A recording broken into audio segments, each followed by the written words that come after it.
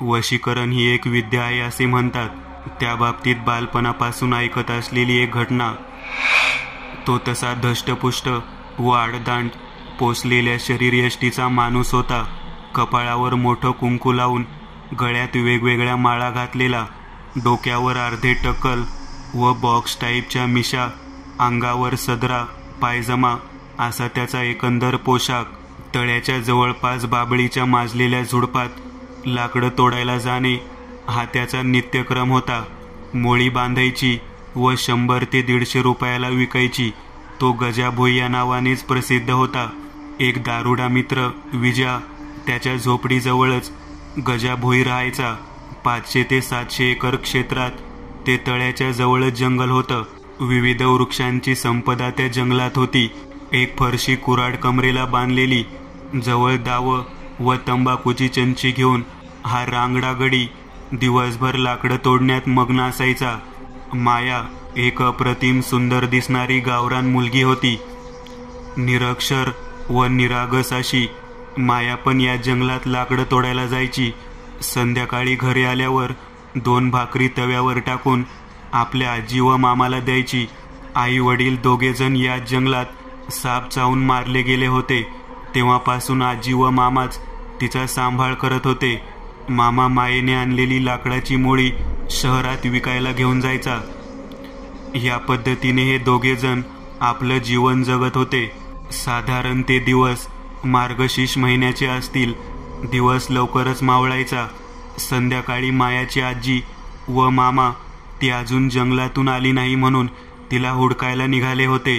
आणि तेव्हाच विजा पण गजा अजून आलेला नाही म्हणून हुडकायला तळ्याच्या जंगलातील पायवाटेच्या दिशेने निघालेला.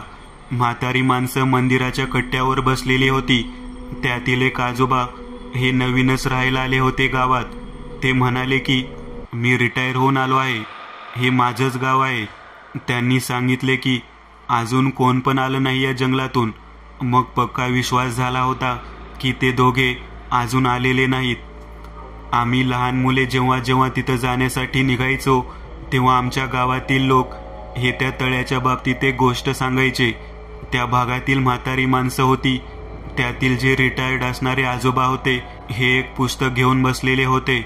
ते कदाचित हरिपाठ म्हणतात असं वाटत होतं. त्यांच्या सोबतचे आजोबा सांगत होते की तो भाग पूर्वी एका राजाच्या वास्तव्याचा होता. ती तळ्याची जागा म्हणजेच त्याच्या राजवाड्याचा भाग होता. सभोवतालचा परिसर त्याच्या बागेचाच भाग होता. तिथं त्या राजाची एक दासी जिचं नाव पद्मावती होतं ती त्या बागेत राहायची. पद्मावती खूपच सुंदर व कामसू दिसायची. ऐन तारुण्यात तिच्यावर राजाची नजर पडली होती. पद्मावतीला राजा काहीही करून मिळवायचं म्हणून वारंवार त्या बागेतील कोठीवर यायचा.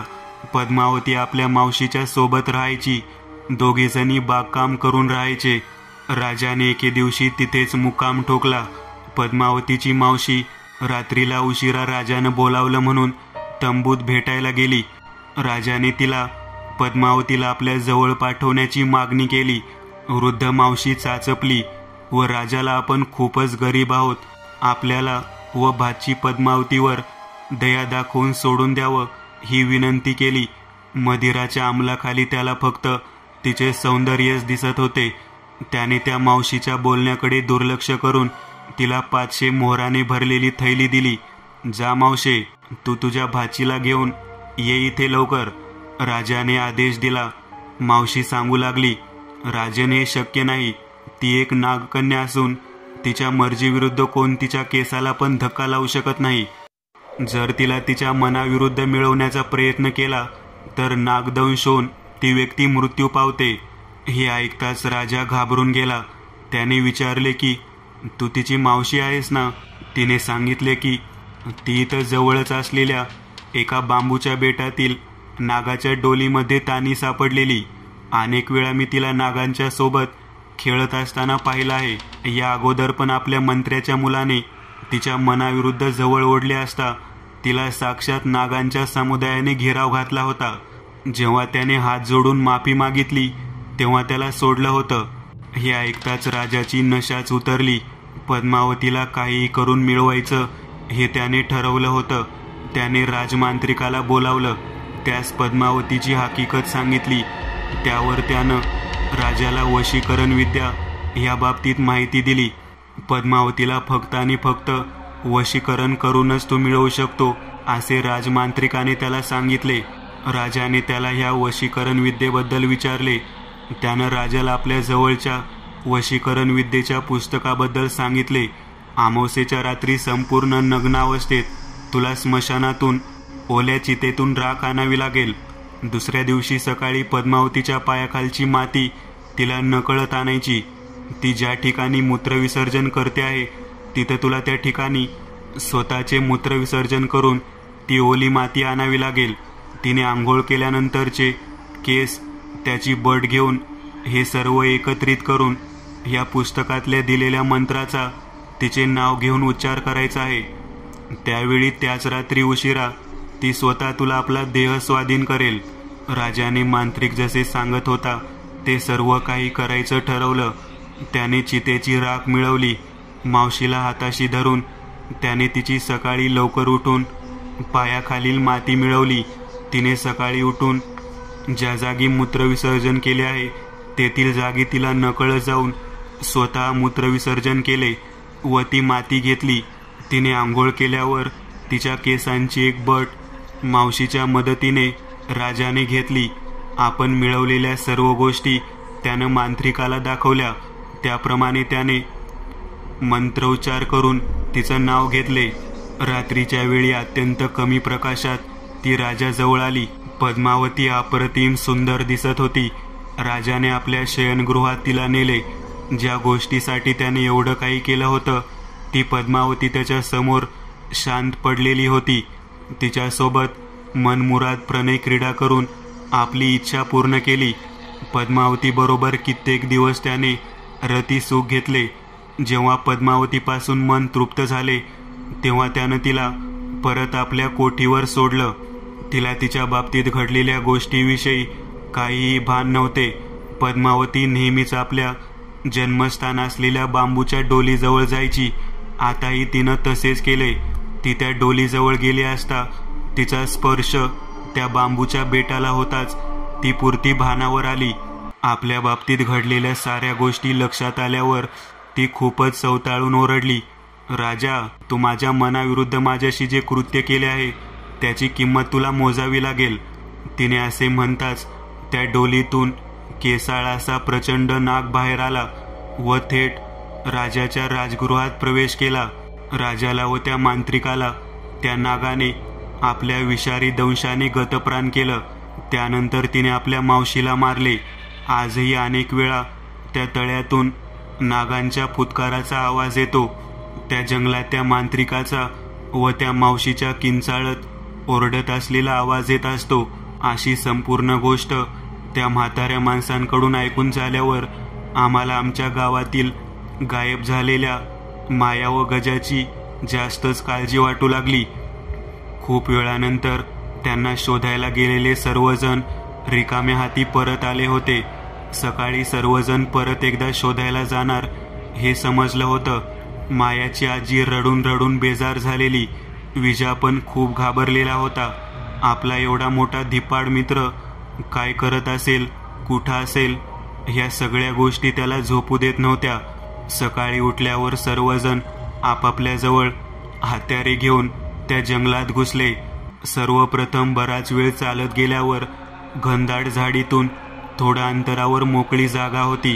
त्यावर दाट गवत होतं. तिथेच एक दगडाची विचित्र रचना असलेली वास्तू दिसली. डोक्या इतकी उंच असलेली ही वास्तू खूप जुनी असावी असं वाटत होतं. वरील सर्व भाग पडलेला होता. एकमेकांना जोडलेल्या 6 ते 7 खोल्या असतील असा तो वाडा असावा. त्यात आत प्रवेश करतो की तेवढ्यात सळसळत काहीतरी गेलेला आवाज आला. सर्वजण स्तब्ध झाले. पहिल्या खोलीतून अजून 2 पावलं उचलली नाहीत तोवर हा आवाज ऐकू येत होता. प्रत्येकाला त्या मंदिरातील कट्ट्यावरच्या म्हाताऱ्या आजोबाची कहाणी आठवत होती.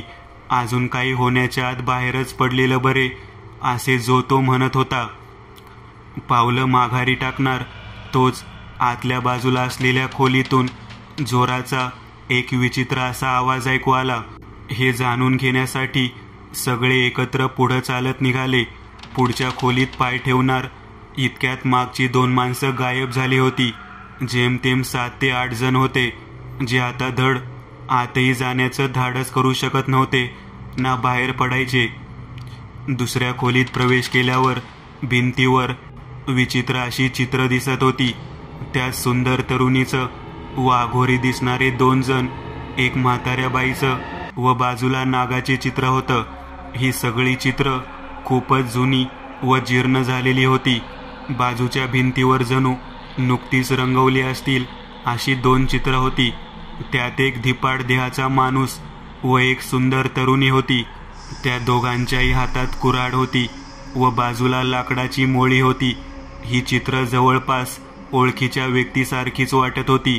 नवे तर ती पद्मावती व गजाभोईचे चित्र दिसत होते. आता मात्र सर्वजण खूपच घाबरून गेले होते. थोड्या अंतरावर असलेल्या समोरच्या खोलीत प्रवेश करणार आहोत. तोच मागच्या मागे 2 जण गायब झाले आहेत हे लक्षात आलं. 5 जण राहिले होते. जोरजोरात रडण्याचा आवाज येत होता. आता हे 5ही जण त्या आवाजाने घाबरून रडू लागले. थोड्या वेळाने कसाबसा धीर धरून त्यातल्या एकाने पुढे जाण्यासाठी सुचवले, तेव्हा आतपाय ठेवणार तोच बाजूच्या भिंतीवर 4 नवीन चित्र होती. ती चित्र जणू काही आताचीच बनवली होती अशी होती. त्या 4ही जण हातात हत्यार घेऊन उभारले आहेत असे दिसत होते. ती चित्र आमच्या सहकारी असणाऱ्या मित्रांसारखी दिसत होती, जे नुकतेच या खोलीतून गायब झालेले होते. राहिलेले 5ही जण पूर्णपणे जाणून चुकले होते की जसजसे पुढच्या खोलीत प्रवेश करेल तसतसे 2 लोक खोलीतूनच गायब होत आहेत. 5ही जण माघारी फिरण्यासाठी वळतोय तोच मागील बाजूचा दरवाजा भिंतीमध्ये बदलून गेला होता. नुसत्या दगडाच्या भिंती होत्या.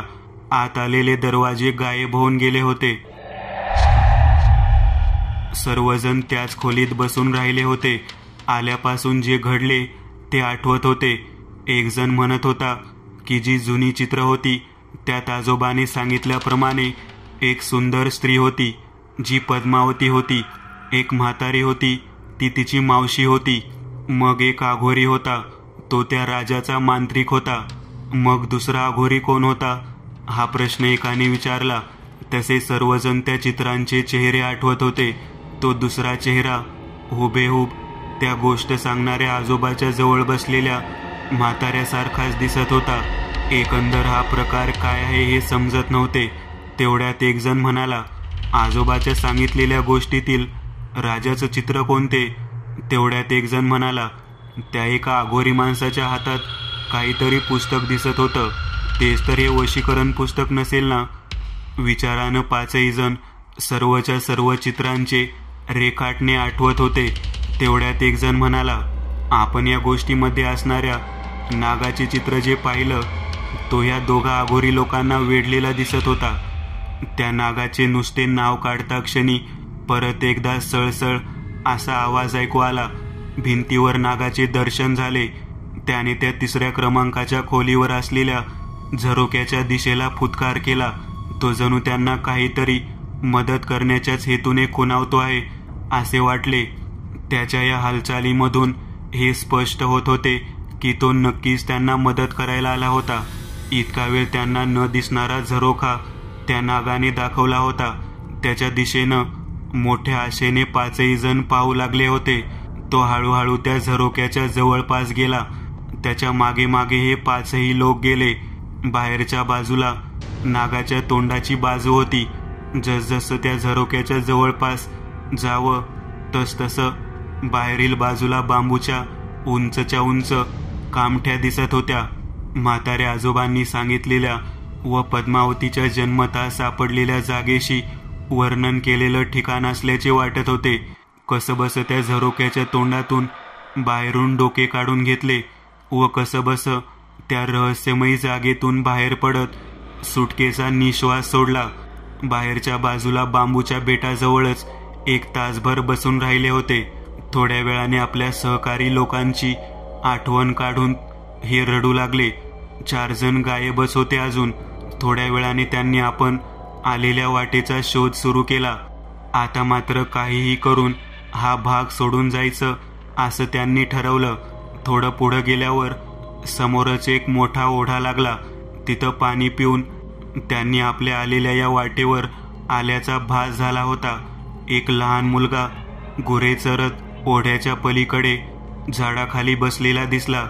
त्याच्या या दिसण्यामुळे हे 5ही जण आपण लोकवस्तीजवळ आलो आहोत असे त्यांना जाणवले. ते त्या लगबगीने त्या मुलाजवळ गेले. त्या मुलाला त्यांनी "तो कुठून आला आहेस? जंगलातून बाहेर जाण्याची वाट कोणती?" असे एकामागोमाग एक प्रश्न त्यास ते विचारू लागले. तो काहीच न बोलता नुसतं पाहत होता. त्याने त्यांना एक प्रश्न विचारला, "तुमच्या 4 सहकारी मित्रांना सोडूनच जाणार का घरी? माया व गजाला सोबत नाही का नेणार?" त्याच्या ह्या विचित्र प्रश्नाचे उत्तर देणे सोडाच, हा कोण आहे व त्याला इथं घडलेले सर्व काही व आपल्याबद्दल हरवलेल्याबद्दल एवढी माहिती कशी, ह्या प्रश्नांनी 5ही जण अजूनच घाबरले. त्यांनी आपल्याबद्दल "तुला माहिती कशी आहे?" हे विचारू लागले. त्यावर त्याने एवढे सांगितले, "मित्रांनो, जेवढ्या लवकरात लवकर होता होईल तेवढे 2 लाकडाच्या मोळ्या हुडकून काढा." त्यांना तो आपल्याला असे का म्हणतो आहे हे कळत नव्हतं. त्यांनी त्याला परत विचारले, "काय आहे हे मोळी हुडकून काढण्याचं?" तसा तो जोराने म्हणाला, "अरे, तुम्हाला तुमच्या मित्रांसोबत घरी जायचं आहे का नाही? थोड्याच वेळात अंधार पडला म्हणजे बसा इथं अडकून. मी सांगतो तसं करा म्हणजे सुटताल यातून तुम्ही." त्याच्या ह्या बोलण्यात काही तथ्य आहे हे लक्षात आले होते. तेव्हा लगबगीने त्यांनी 4ही बाजूंनी त्या 2 लाकडाच्या मोळ्याचा शोध सुरू केला. थोड्या अंतरावर त्यांना 500 मोहरांची थैली सापडली. ती त्यांनी त्या मुलाला आणून दिली. मग तो म्हणाला, "जा, आता तुम्हाला मोळी सापडेल." थोड्या अंतरावर असलेल्या एका मोठ्या झाडाखाली त्यांना 2 मोठ्या मोळ्या सापडल्या. त्यास खूपच जीर्ण व जुन्या लाकडाच्या वाटत होत्या. त्या लगेचच त्यांनी त्या मुलाजवळ आणल्या व मोळ्याकडे पाहता क्षणी तो मुलगा मोठमोठ्याने हसू लागला. त्याच्या या हसण्याचा आवाज विचित्र होता. त्याने आपल्या पोटरीतून पाण्याच्या तांब्यामधून थोडं पाणी काढून त्यावर टाकले. त्या सरशी त्या मोळीची लाकडं राख होऊन पडली. तो म्हणाला, "अरे, जा त्या जागेत आणि ही राख त्या जागेवर टाका म्हणजे तुमचे 4 मित्र व माया आणि गजा दोघे भेटतील तुम्हाला." त्याच्या या सगळ्या गोष्टींचा विचार पण करायला वेळ नव्हता. दिवस मावळण्याच्या आत हे सर्व करणे गरजेचे आहे हे लक्षात होते. त्यामुळे लगबगीने ती राख घेऊन ते सगळे त्या ठिकाणी जाऊन राख टाकू लागले. तसे त्या जागेतून एक एक करत सर्व गायब लोक बाहेर पडत होते. त्यांना घेऊन गावामध्ये आले. त्यातील मायाने रडत रडत सांगितले की हे त्या राजाचं स्थान होतं जिथं मी काल लाकडं तोडताना गेले होते. गावातील एका म्हाताऱ्या माणसाने मला इथं आणून सोडले होते. त्याने पुस्तकातील काहीतरी शब्द पुटपुटत मला आत जायला सांगितले होते. मी काही समजण्याआधीच मला कोणीतरी पलंगावर झोपवले. नंतर काहीच आठवत नाही. थोड्या वेळाने एक विचित्र माणूस, बहुतेक तो राजा असावा, तो आला व त्याने माझ्याजवळ रात्रभर शय्यासुख घेतलं. बाहेरून मला गजा काकाचा ओरडल्याचा आवाज यायचा. तो पण मोठ्या आवाजात रडत होता. आम्ही मग दोघेही एकाच खोलीत डांबून ठेवले गेलो. आपल्या गावात आलेल्या रिटायर्ड म्हाताऱ्याने आपलं रूप बदलून आमच्या अंगावर राग टाकली. तसं आम्ही या भिंतीवर चित्र होऊन बसलो. एक एक गोष्ट लक्षात येत होती की जो म्हातारा होता तो एकतर मांत्रिक होता किंवा राजा होता, ज्यांनी या मायाला हेरून आपल्या वशीकरण पुस्तकातील मंत्रांनी वश केले होते. रात्रभर तिचा उपभोग घेतला होता. तिला हुडकायला आलेल्या त्या गजाभोईला पण त्यांनी वश केले होते व रात्रीच्या वेळी त्यातील एक जण गावात येऊन ही घडलेली घटना सगळ्या लोकांना सांगत होता. ह्या सगळ्या गोष्टीचा उलगडा झाला होता. पण मुलगा कोण आहे जो आपल्याला इथून सोडवायला मदत करतो आहे, त्या सगळ्यांचं लक्ष त्या गुराखी मुलाकडे गेले. तो म्हणजे दुसरा कोणी नसून तो एक नाग होता. ज्याच्यामुळे आपण सगळे सुखरूप सुटलो आहोत, हे सगळं पुरतं लक्षात आले होते. त्या म्हाताऱ्या माणसाने सांगितलेल्या गोष्टीमध्ये पण नागच येऊन तिला मदत करत होता. आजही आपल्याला या नागानेच मदत केली होती. 2 लाकडाच्या मोळ्या म्हणजे दिवसाही दोघेजण आघोरीच होते, जे लाकडाच्या मोळीच्या रूपात वावरत असतात. त्यांनी या रूपातच मायाला पण जवळून पाहून तिच्याबद्दल आसक्तीने सर्व वशीकरणचे सर्व साहित्य गोळा करून घेतले होते. जवळच जळणाऱ्या प्रेताची चिता, राख व तिच्या पायाखालची माती, तसेच तिच्या जागेवर जाऊन लघुशंका करून व तिथली माती आणि आंघोळ केल्यावरची तिच्या केसांची बट, ह्या सगळ्या गोष्टी घेऊन त्यांनी या मायेस वश केले होते. आता फक्त एकच नाही समजलं, ते म्हणजे ते पुस्तक कुठं आहे, ज्याला वशीकरण म्हणतात. परत एकदा तिथं जायचं व पुस्तक शोधायचं, असा त्यांनी विचार केला. मित्रांनो, आज पुरतं एवढंच. तुम्हाला जर काही गोष्ट आवडली असेल तर नक्की लाईक करा. तुमच्यापैकी बरेचसे जण व्हिडिओ लाईक न करताच पळून जातात, पण हा जर व्हिडिओ तुम्ही लाईक केला तर मला जरा बरं वाटेल आणि असेच भारी भारी व्हिडिओ बनवायची माझ्यात एनर्जी येईल. त्यामुळे नक्की लाईक करा. आणि अजूनही कोणी या चॅनलला सबस्क्राईब केलेलं नसाल तर लगेच सबस्क्राईब करून टाका. आणि बाजूची घंटी ती मात्र दाबायला विसरू नका. देवाची घंटी आहे ती. चला तर मग पुन्हा भेटूया अशीच एक आगळी वेगळी गोष्ट घेऊन पुढच्या